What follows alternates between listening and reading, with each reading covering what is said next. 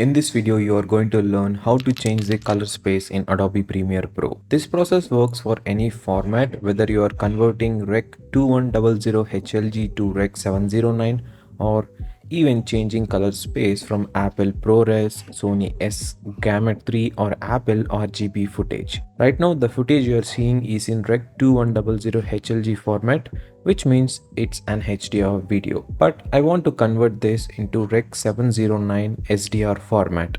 Now, if I just add a color grading effect and try to export it, you can see how it looks. Not the way we want, right? That's because Premiere Pro changes the look if you don't set the correct color space before exporting. To fix this, we need to adjust two important settings. The first one is interpret footage. Go to the project panel where all your video files are listed. Select the video, right click on it and choose modify. Next, interpret footage. A new window will open like this.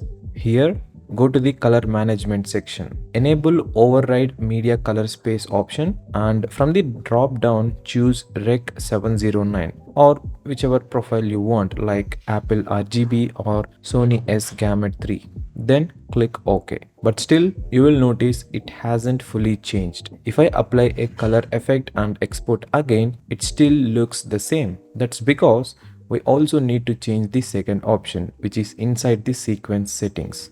Go to the top menu, click on sequence and choose sequence settings.